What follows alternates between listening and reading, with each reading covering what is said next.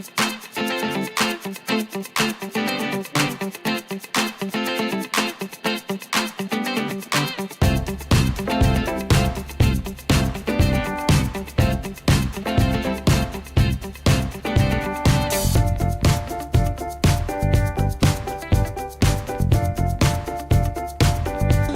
again, everybody. This is Dan Mama Sal back again with shorter hair. And going to continue the conversation. I just was talking to Bonnie, who's my stylist, about some of this nonverbal communication. And it came about because, bless her heart, when I went to sit down, I put my purse down. And she said, let me put this over here. Woo! Jesus. So,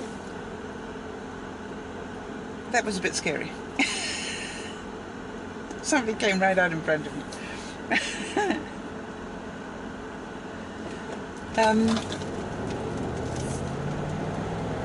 So let me put this over here. And took away my purse. Now, if you think about it, that's actually quite violent. Because what she's doing is looking after her needs in a way. And what she's doing, she's taking away my purse, my wallet, my keys, everything, and putting it somewhere where I can't see it. Now, the intent was beautiful. The intent was she didn't want it to be in my way, didn't want it to get wet, didn't want it to do all sorts of things while I was having my hair washed. Totally understood that. But I was explaining to her why that actually is quite a violent act.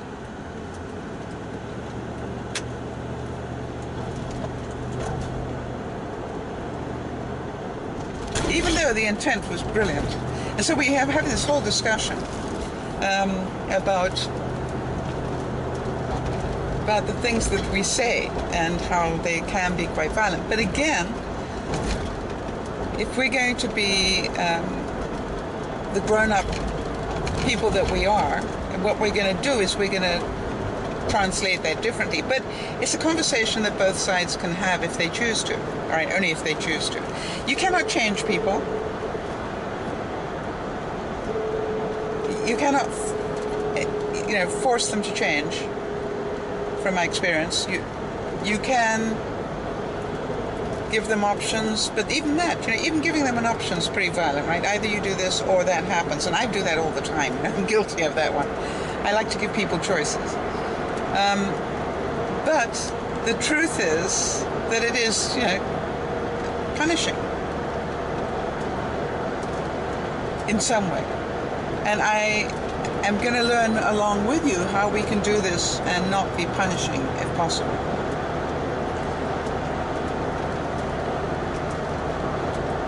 It's a discussion that I think a lot of our viewers will have input on. And I know for a fact that I get really tweaked when people say to me, you have to do this. But they won't put the emphasis on the word have. Or you must do this. No, I don't have to. I'm an adult. I can make a choice. Give me the choices I have. I went in for, that time when I had that ocular migraine and I was in the ER unit and the guy said, you have to have a spinal tap.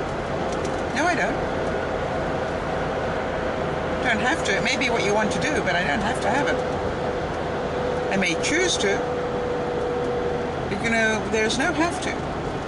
And then they can get angry and say, yeah, but you have to have it because otherwise you could have had an aneurysm and it could kill you. Well, I still get that choice.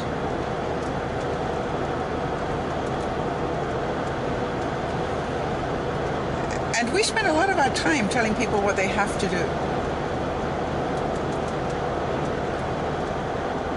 And it's not true, it's not right. We spend an awful lot of time being right, or trying to make ourselves right.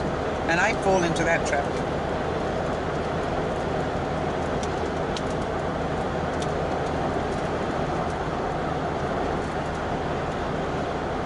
And I had somebody contact me today over an issue that happened a couple of months ago on Dear Mama Sal. And the person said, but you have to make them understand. And I said, no. Unfortunately, I cannot make people understand stuff. I can encourage them to see things in a different way, but I cannot be responsible for changing them and the way in which they think. I don't have that ability.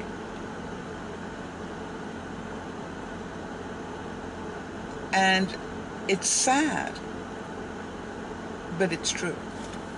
All right, I can squawk until I'm blue in the face, but you know, I'm not necessarily going to convince somebody to do something they don't want to do, and that's right. So all I can do is suggest it or imply it and let them make the choice. But I am not responsible for their choice. They are.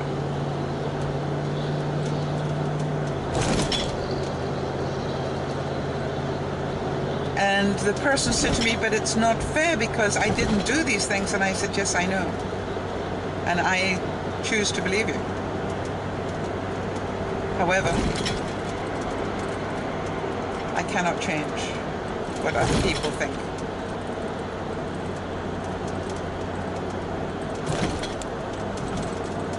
It's quite strange. I've got a funny smell going on in the car and I'm going, what is that smell? It's weird. Well, the reason it's weird, I now realize, is because it's my heater. And my heater is kicking in. And it's a weird smell because I haven't smelled it for some months. And yet it's 17 degrees. You'd think it wouldn't kick in, but oh yeah, I asked for it to be at 19. Oh, whatever that is. Hang on, I'll tell you. 63 only. So you can imagine. Yeah. Anyway, that's what the funny smell is. It's my heater kicking in. So, what I would really ask you all to do is to think about two things. Number one, things that people say to you that you find are quite aggressive or controlling or violent. And then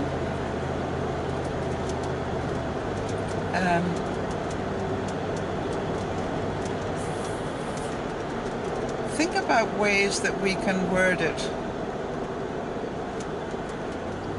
that are less so. I think what happens to us, and understand I'm going to be doing this as much as you are. This is not like I'm perfect, and I'm not. And I certainly will be doing my fair share of trying to correct things that I say. And by the way, it can be as simple as, you did what?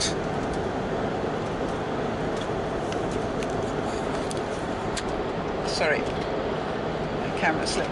You know, you did what? I mean, just the voice tone and the body language alone, you know, are shaming. Because what is not said, but it is implied, you stupid idiot. You don't have to say it, just the voice tone and the body language say it. So,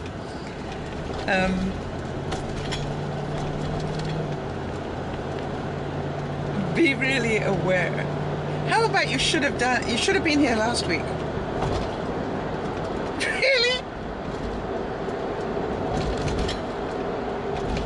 How can anybody should have been here last week? You know, it's a famous thing that Wayne Dyer always used to talk about, and I loved it, which is it implies that it would have been a better thing if I'd done that. Well, hello. I couldn't have, should have been there last week because I wasn't here last week. You know, it's just like, really? And I get really amazed when people tell me that. Whereas before I never even thought about it, but now I really do. I think about it when they say that. I go, how can I possibly should have been here last week? Really?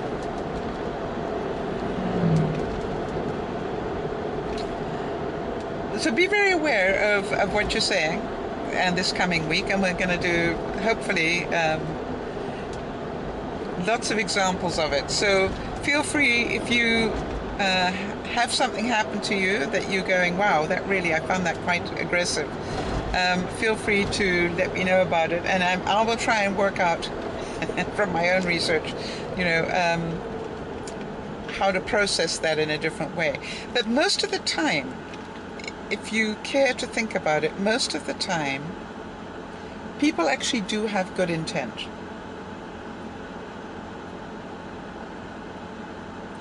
And what they say is not necessarily what they mean. For example, you slob. Really, what they meant to say was, I would prefer it if you would clean up after yourself. And that's about what I want from you. But it's still shaming. Weird, isn't it? Because it still says, I don't love you for who you are. I want you to be cleaner. I want you to be this. I want you to change. I want you to do what I want you to do, not what you want to do. So what do we say that makes that better? Well, that's what we're going to be talking about. The first trick is to be able to identify what gets said. And you all have these things said to you every day. So you also have lots of input as to what people say that actually makes you feel bad. Don't think about whether it's right or wrong. Think about, does it make you feel less than? And if so, the person who needs to change is us. Because if we can change the way that we hear this, and it'll change the way we can respond to it. Make sense? If we can hear it for what it is, not for what was said, if we can hear it for what it is, then we will be able to react in a much more positive way and not damage ourselves in that. And that would be our wish.